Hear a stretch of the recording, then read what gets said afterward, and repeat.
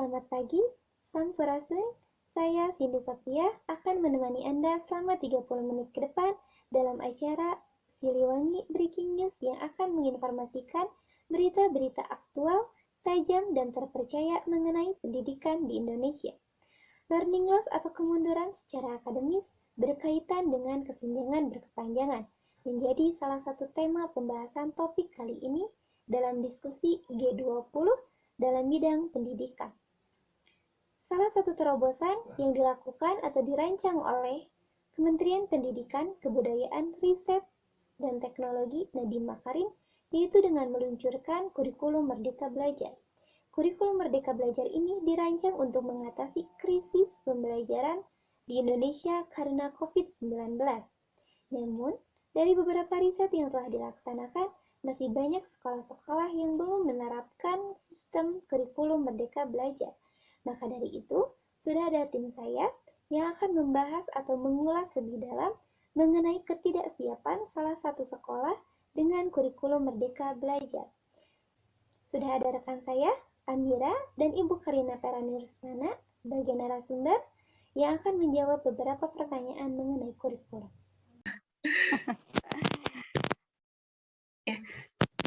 Mau dimulai saja. Assalamualaikum warahmatullahi wabarakatuh. Waalaikumsalam warahmatullahi wabarakatuh. Ya. Gimana Ibu kabarnya hari ini? Sebelumnya terima kasih banyak Ibu sudah memenuhi undangan, sudah menyanggupi undangan saya dan rekan saya untuk menjadi narasumber di wawancara kali ini gitu. Nah, langsung aja sebentar. Ya gitu kan seperti yang sudah disampaikan sebelumnya kan kita di sini akan membicarakan mengenai kurikulum. Nah, mungkin yang pernah Ibu yang Ibu pernah tahu gitu mengenai kurikulum itu kurikulum apa aja sih Bu yang Ibu tahu yang pernah berlaku di Indonesia atau yang pernah Ibu alami gitu kurikulumnya. Sebelumnya perkenalkan dulu ya, nama saya Karlina dari SMP Kahuripan Lembang. Saya mengajar kebetulan di sekolah swasta. Nah, sekolahnya itu memang agak di daerah ya, nggak terlalu di kota gitu. Saya ngajar dari 2014. Nah, kurikulum yang pernah saya alami selama saya mengajar itu berarti sudah ada 3 kali perubahan. Yang pertama kurikulum KTSP, terus kurikulum K13 dan K13 revisi. Nah, sebelumnya juga saya kurang tahu ya, kurang memahami apa perbedaan K13 dengan K13 revisi. Nah, sekarang juga baru lagi kan ya, kurikulum Merdeka Belajar. Baru sebatas tahu saja, tapi untuk mengimplementasikannya belum gitu. Berarti udah sering perubahan. Ya, memang ya kemarin memang ada kurikulum baru yang dikeluarkan oleh Kemendikbud ya Bu ya, yaitu kurikulum Merdeka. Berarti kurikulum Merdeka ini belum digunakan gitu, belum digunakan di sekolah yang Ibu ajar. Nah, kalau gitu belum karena ya gimana Bu? Jadi kan kalau kurikulum Merdeka itu sebelumnya kan untuk sekolah penggerak dulu. Nah, untuk sekolah penggerak dulu kan mulai dari ada guru penggerak, kepala sekolah penggerak, terus sekolah penggerak gitu kan ya. Nah, itu kan tahapan untuk menjadi guru penggerak, sekolah penggerak atau kepala sekolah penggerak. Itu kan ada pelatihannya dulu. Nah, itu kan sosialisasi, walaupun sering sosialisasi, memang ada gitu ya kan, ada pemberitahuan di namanya SIM PKB ya, itu tapi belum merata gitu. Tapi kemarin sempat dengar lagi juga, kalau misalnya untuk kurikulum Merdeka Belajar itu dipersilahkan gitu kepada sekolah, walaupun sekolah tersebut belum menjadi sekolah penggerak. Jadi bertahap mungkin ya, Ya. seperti itu. Cuman sekolah belum siap saja untuk melakukan ke arah situ. Karena pasti ada perubahan lagi kan ya. Apalagi kemarin kita sempat dibilang vakum kan ya selama pandemi COVID selama 2 tahun. Ya belajarnya ya merdeka mungkin ya. Jadi bebas ngajarnya sesuai ngelihat situasi dan kondisi di sekolah dan lingkungan gitu. Baik. Jadi Gimana Bu? Memutuskan? putus-putus ya. Jelas kok Bu suaranya Bu.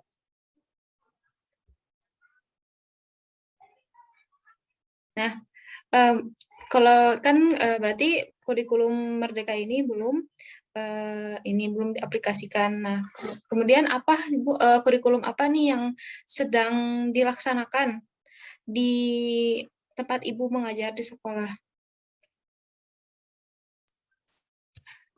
Ibu suaranya tidak ada.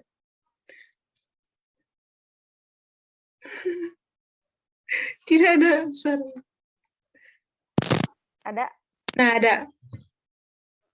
Nah, yang digunakan ya masih kurikulum 2013. Masih. Oh, Memang kan cukup lumayan lama kan ya penerapan kurikulum 2013 ini.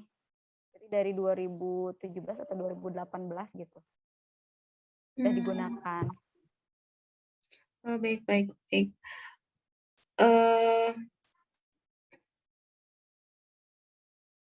Cara Ibu dalam mengimplementasikan kurikulum 2013 ini seperti apa Ibu? Jika saya boleh tahu. Ya sesuai dari ini aja, kalau misalnya ini kan pasti kita sebelum mengajar itu ada namanya RPP dulu. Nah, kita mengajar sesuai apa yang kita buat rencana pembelajaran. Tapi terkadang ketika rencana pembelajaran itu sudah kita buat, melihat lagi ke kondisi, situasi sekolah dan siswanya. Apalagi yang saya alami itu kan mengajarnya di sekolah swasta yang nggak terlalu di kota ya. Jadi fasilitas memang kurang memadai, kayak keterbatasan infokus, terus lab komputer, apalagi kan di 2013 di kurikulum 2013 ini pembelajaran TIK itu ditiadakan. Sehingga memang anak agak awam gitu dalam penggunaan komputer. Nah, kayak gitu. Jadi ya pasti ketika pengimplementasiannya ya melihat lagi ke situasi dan kondisi siswa saja. Yang jelas nanti di tujuan pembelajarannya tersampaikan gitu. Jadi lihat situasi gitu. Kalau boleh saya tahu Bu, kenapa pembelajaran TIK itu bisa ditiadakan Bu? Apa karena kondisi sekolah atau gimana? Memang sejak berganti ke K13 itu rata-rata di setiap sekolah pembelajaran TIK tidak ada. Kalau salah saya pernah baca itu kan sekolah dikasih 2 pilihan. Memilih salah satu pelajaran gitu ya, TIK atau seni budaya. Nah, kebanyakan sekolah itu memilih pembelajaran seni budaya yang diadakan di sekolah. Karena kurikulum 2013 sendiri jam ngajar itu diperbanyak, mata pelajaran dibuat sedikit gitu. Kayak TIK kan dihilangkan gitu. Terus jam ngajar juga lebih banyak. Kayak misalnya bahasa Indonesia, ketika KTSP itu asalnya 4 jam sekali pertemuan. Nah, di K13 ini jadi 6 jam pertemuan. Terus kayak PKN yang sebelumnya di KTSP 2 jam, di K13 3 jam. PAI, terus banyak lagi, jadi jamnya lebih banyak gitu, mata pelajarannya dikurangin, jam lebih banyak gitu. Jadi di K13 kebanyakan sekolah TIK itu dihilangkan gitu. Mungkin mereka berpikirnya kalau anak itu teknologi lebih canggih, tapi rata-rata sih enggak gitu juga ya. Mungkin kalau ke handphone iya, tapi kalau untuk ke alat seperti komputer sendiri memang mereka ketika kemarin ada kegiatan AKM juga mereka canggung gitu, Bu ini gimana cara ininya gitu. kayak gitu. Jadi memang bukan dari sekolahnya yang dihilangkan, tapi memang Pilihan. pilihan dari kurikulumnya itu sendiri. Ya, baik. Nah, menurut Ibu dengan pengimplementasian kurikulum 2013 yang seperti itu, apakah efektif gitu Bu dalam pembelajarannya, melihat kondisi anak yang sekarang? Mungkin tadi saya simak tuh yang dari teknologinya itu kan, mungkin sekarang teknologi sudah mulai maju ya Bu ya. Nah, ketika anak tidak dikenalkan dengan teknologi, maksudnya kayak komputer, kayak itu penggunaan misalkan penggunaan komputer, penggunaan alat infokus gitu untuk presentasi seperti itu. Menurut Ibu efektif nggak kalau kayak gitu? Ya pasti kurang ya. Lebih ya kurang efektif, terus pasti kurang menarik kan. Ketika misalnya kita belajar menggunakan teknologi, pasti anak akan lebih menarik, terus terfokus gitu kan ya. Iya. Kalau ya gitu, kalau misalnya kita hanya menerangkan, apalagi kan kalau misalnya di K13 itu menuntut siswa untuk lebih berpikir kritis. Jadi kita tidak nyuapin terus kan ya, tidak nyuapin terus, tidak menggunakan metode kayak dulu ceramah kan tidak ya. Jadi lebih ke siswa menggali, menguji. Kalau misalnya jeruk itu rasanya, jeruk kalau misalnya ini kan jeruk warnanya apa? Ada yang kuning, ada yang hijau. Tapi ketika ditanya jeruk rasanya apa, berarti kan harus dikaji dulu. Mereka harus mencoba dulu.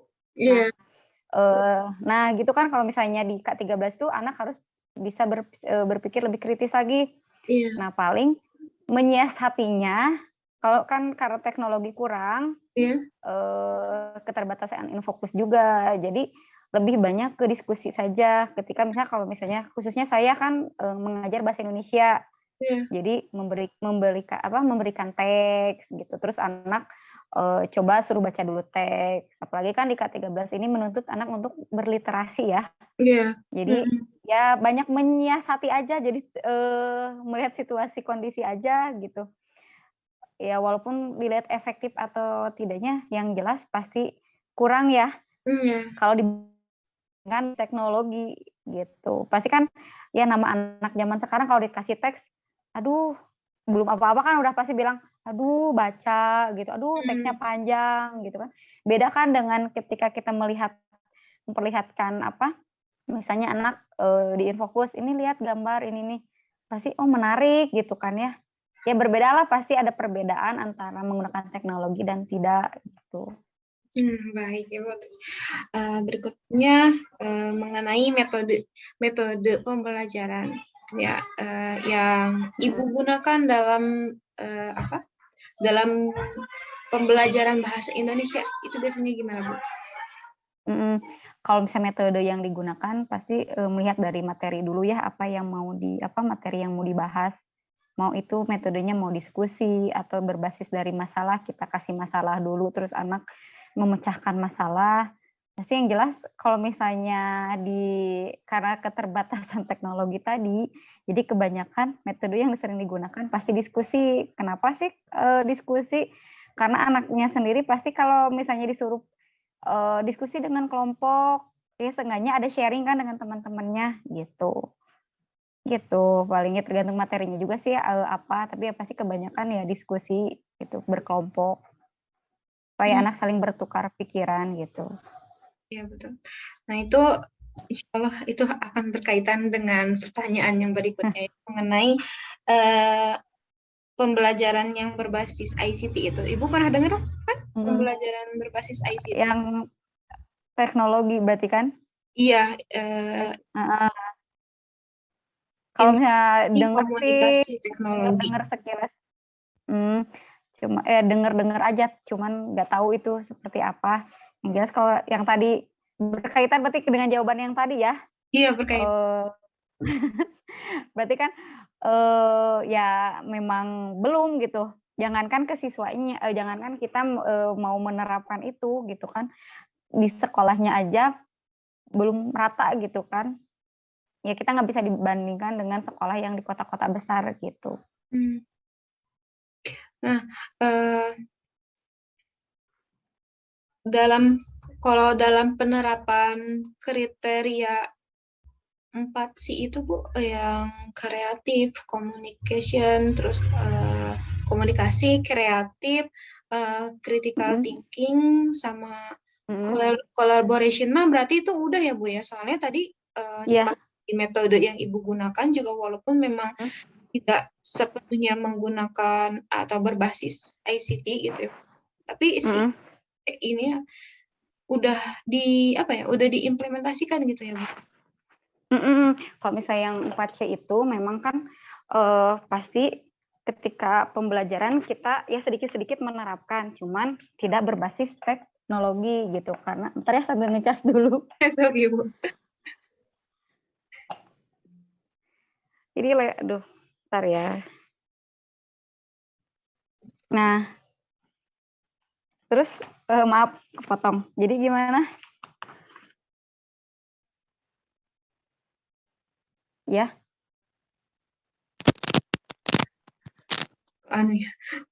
Jadi berarti yang kriteria 4C gitu bisa kita manggilnya 4C ya. 4C itu sudah ya Bu, sudah terimplementasikan di sekolah ya. Karena tadi dengar ada kolaborasi juga tuh di dalam metode pembelajarannya. Terus ada critical thinking ya. Berpikir kritis. Ya, dengan menyajikan teks kayak bahasa Indonesia gitu kan, menyajikan teks, anak belajar untuk berpikir lebih ya. Kalau misalnya di K13 itu kan memang kita bukannya tidak boleh menerangkan, cuman memancing dulu lah, seolah-olah memancing dulu anak untuk berpikir gitu. Kayak ngasih beberapa teks, terus mereka membandingkan sama yang pelajaran sebelumnya gitu kan. Ya mencoba anak untuk berpikir dulu sendiri gitu. Baru kita nanti anak ngasih pertanyaan, nah baru kita mencoba menerangkan. Tapi lihat situasinya juga, kadang anak tuh ketika dikasih kita kayak umpan balik lah gitu ya. Kita ini Bu nggak ngerti, ya lihat situasi lagi ya, berarti anak belum mampu, ya kita yang menerangkan seperti biasa gitu. Baik. Yang menjadi hambatan Bu dalam dilaksanakannya pembelajaran berbasis ICT ini atau pembelajaran di abad 21 yang Ibu rasakan bagaimana Bu hambatannya? Apa itu hambatan dari anak-anak? Yang mungkin tadi udah dijelasin, pertama hambatan ketidakadaan gitu. Nah, kalau dari anak-anaknya sendiri itu gimana? Ya, hambatan dari anak-anaknya ya itu tadi, karena mungkin sekarang kan teknologi memang lebih canggih juga ya. Nah, ya seperti yang kita tahu ya, anak-anak itu sekarang lebih suka main games kan ya. Jadi kadang kalau misalnya kita memang tidak ada komputer di sekolah, kita menggunakan handphone gitu ya. Kadang anak tuh ada yang mancing-mancing main games. Nah, hambatannya ya, nah itu. Nah, kan kalau misalnya di sekolah ada komputer, terus hanya khusus untuk belajar, anak tidak akan macam-macam. Tapi kalau dikasih kebebasan, ya udah yang ada aja, pakai handphone masing-masing atau laptop masing-masing. Nah, ada anak yang fokus, ada anak yang udah main game aja. Apalagi ya dunia sekarang kan ya, mungkin pada di abad 21 ini perkembangan zaman gimana ya, kemajuan teknologi semakin maju tapi tidak dibarengi dengan kalau misalnya ini kurang bimbingan lah gitu dari keluarga atau mungkin gitu. Jadi Nah, kalau begitu solusinya seperti apa Bu? Kalau misalnya sekarang memang kita sebagai mungkin Ibu sebagai tenaga pengajar, terus saya sebagai calon gitu, untuk menghadapi, kan pasti menghadapi gitu ya Bu, dan namanya pendidikan kan berkembang juga. Selama zaman berkembang, pendidikan pun ikut berkembang gitu. Makanya kenapa ada pembelajaran berbasis ICT, kurikulum merdeka gitu. Terus kriteria anak di abad 21 gitu kan. Nah, dengan hambatan-hambatan yang tadi ini Ibu udah jelasin, solusi yang bisa kita berikan gitu, solusi yang bisa Ibu berikan. dari hambatan yang tadi atau solusi yang bisa Ibu berikan untuk bisa menjalankan gitu. Gimana, Bu? Kalau misalnya bukan solusi sih, lebih keinginan mungkin ya. Iya, Bu. Keinginan kalau untuk kalau untuk solusi takutnya salah ngasih solusi gitu kan ya. Pasti lebih banyak pakar lagi. Iya. Kalau misalnya kalau keinginan sebagai pendidik khususnya saya gitu ya di daerah gitu kan. Mudah-mudahan pendidikan lebih merata lagi. Lebih merata tapi tidak disamaratakan gitu. Ketika pendidikan belum merata, pengennya tidak disamaratakan. Nah, makanya dengan ketika penggantian menteri gitu ya, tidak adanya ujian nasional, kan waktu ada ujian nasional itu disamaratakan berarti kan ya. Sedangkan pendidikan belum merata gitu. Nah, ada keringanan lah sedikit gitu ya. Kemarin kan ketika ujian nasional dihilangkan. Nah, kita sebagai pendidik senang gitu. Senangnya kenapa? Jadi hasil kita mengajar selama 3 tahun ini ternilai gitu kan. Kalau ujian nasional waktu itu kan tidak melihat nilai-nilai waktu awal ya, kesini-sini sih agak tidak terfokus ke ujian nasional. Jadi kayak soal ujian kembali lagi ke daerah masing-masing gitu kan ya, udah ini. Ya, harapannya mudah-mudahan pemerintah berusaha memberikan fasilitas yang sama baik di kota atau di daerah gitu. Karena pendidikan itu hak semua bangsa gitu kan, tidak hanya di kota saja. Tuh. Paling itu aja sih keinginannya, bukan solusi ya, tapi keinginan kalau untuk solusi takut salah. Ya, berkaitan juga nih Bu sama pertanyaan berikutnya gitu kan, tentang harapan Ibu gitu untuk pengembangan kurikulum ini khususnya mungkin ya di Indonesia. Kalau untuk kurikulum mudah-mudahan tidak sering ganti ya. Ada istilah kan ya, ganti menteri ganti kurikulum. Nah, biasanya kan seperti itu ya, ganti menteri ganti kurikulum. Jadi kalau misalnya mungkin pemerintah juga ada tujuan yang baik, bukan mengganti kurikulum, mungkin ingin justru ada pemikiran yang lebih baik lagi. Cuman ketika ada penggantian kurikulum ke gurunya juga gitu kan, kita banyak pelatihan, terus ketika banyak pelatihan memang banyak ilmu buat kita, tapi terkadang kita terbagi lagi waktu, menyita waktu kita untuk anak-anak gitu ya. Ketika misalnya ada pelatihan ini terpaksa kan meninggalkan anak di kelas gitu kan ya, sedangkan pelatihan gitu kan jarangnya di Sabtu Minggu. Nah, mudah-mudahan kalau misalnya ini tidak sering ganti kurikulum, dan walaupun misalnya ada penggantian kurikulum tidak banyak merubah kurikulum sebelumnya gitu. Supaya guru itu memang fokus untuk mengajar anak-anak gitu.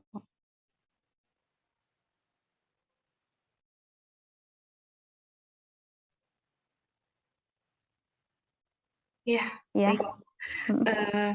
Ya mudah-mudahan gitu apa yang diharapkan Ibu, apa yang diharapkan yang lebih baik lagi mungkin ya Bu dari yang sekarang berkembang dengan baik, terus dengan dipermudah juga gitu ya oleh yang di atasnya gitu.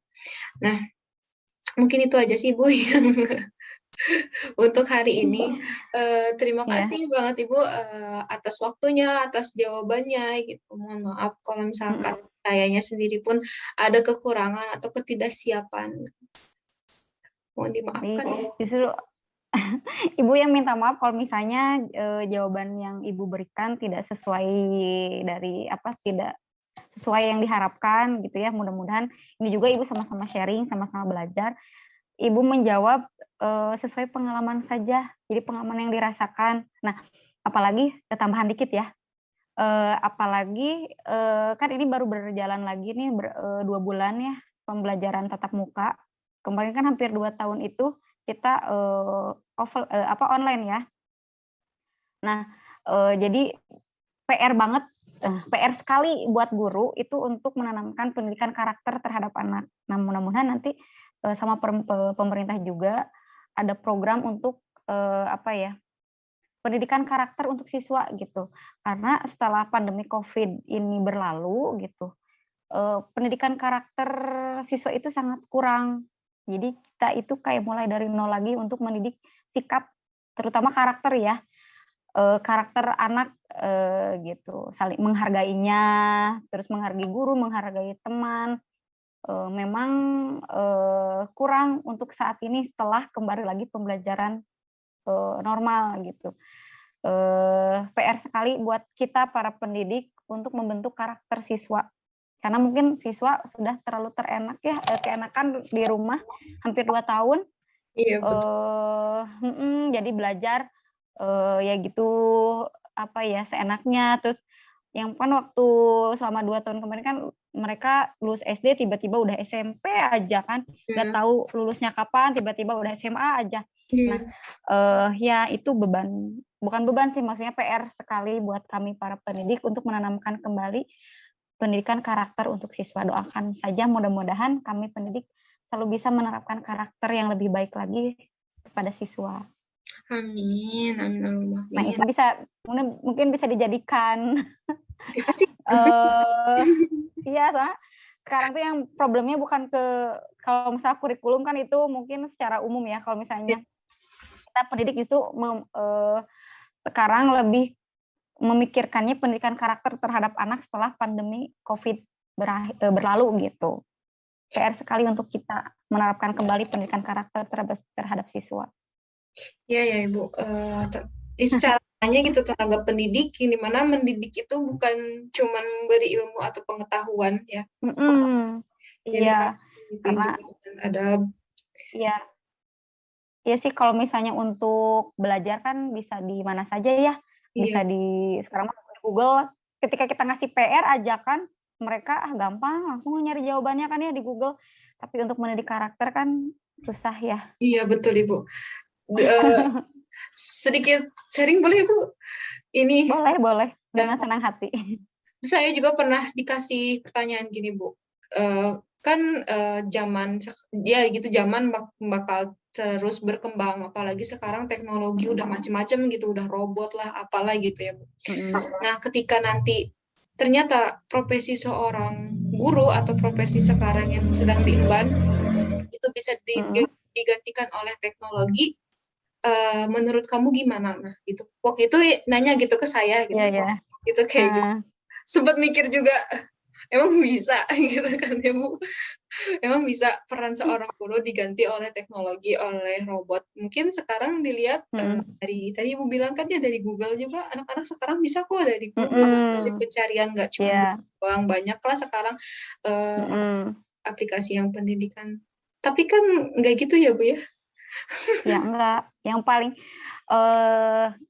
mereka yang jelas mereka tidak bisa mengajarkan akhlak atau adab kan, karakter jelas tidak bisa gitu. Makanya ketika kemarin belajar online pun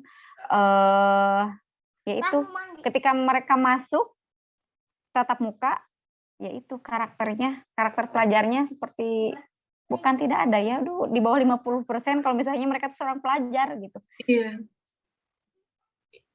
Mungkin yang lagi viral kan cerita Bu Sri, Bu Siti itu yang lagi viral kan, bagaimana seorang dokter sama seorang pengalaman yang lagi Ibu juga pernah merasakan ketika Ibu mempunyai anak yang dalam tanda kutip super gitu ya, karena kan jadi kan sering dipanggil oleh wali kelas, jadi kita sebagai wali kelas juga sering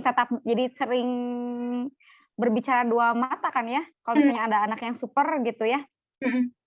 Nah, ketika mereka lulus, padahal lagi bawa motor gitu ya, berhenti dulu, padahal lagi bawa gas buat disuruh sama orang tuanya. Nah, ngelihat saya lagi di pinggir jalan, ya turun dulu gitu, nyapa, Ibu gimana kabarnya? Kadang anak yang super itu, mereka ketika lulus yang ingat, Ibu abi nu nakal teh baheula. Jadi, karena anak yang pintar justru ketika ketemu, ya lurus aja gitu. Tapi memang tidak semuanya. Nah, itu. Karena memang pendidikan karakter itu pasti akan terbawa sampai bukan akhir hayat ya, sampai kapanpun gitu ya. Kalau hanya sekedar pintar, ya mungkin hanya saat itu aja. Ya betul. Kalau yang dilihat kan bukan masalah pintarnya, tapi kalau misalnya adab kan terlihat ya bagaimana kita lewat ke orang, bagaimana Ya betul. ya lebih maaf.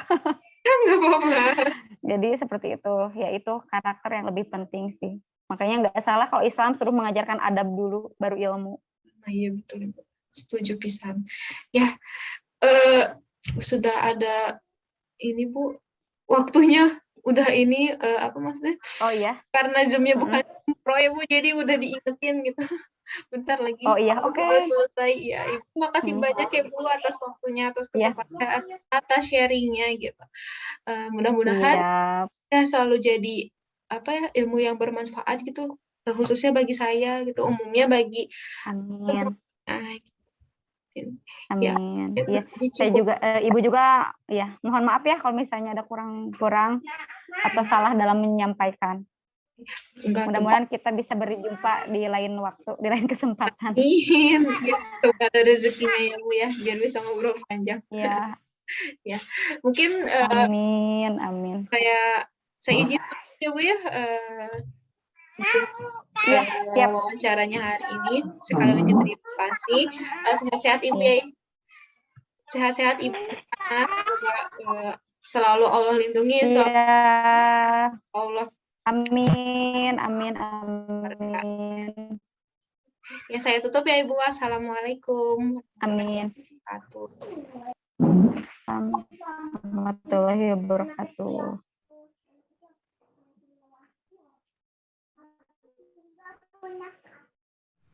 Mungkin sekian saja cuplikan dari video kami, dari video wawancara kami, dan di sini kami akan menyimpulkan bahwasannya kurikulum yang sudah digunakan dalam sekolahnya yaitu kurikulum 2013. Nah, cara mengimplementasikan kurikulum 13 itu dalam sekolahnya atau kepada siswanya yaitu disesuaikan sesuai dari RPP yang sudah dibuat dan menyesuaikan juga di kondisi situasi sekolah dan siswa. Adapun juga fasilitas yang kurang memadai sehingga pembelajarannya kurang efektif dan efisien, mungkin karena daerah sekolahnya termasuk daerah 3T ya. Sehingga pun pembelajarannya lebih fokus pada berdiskusi atau berkelompok.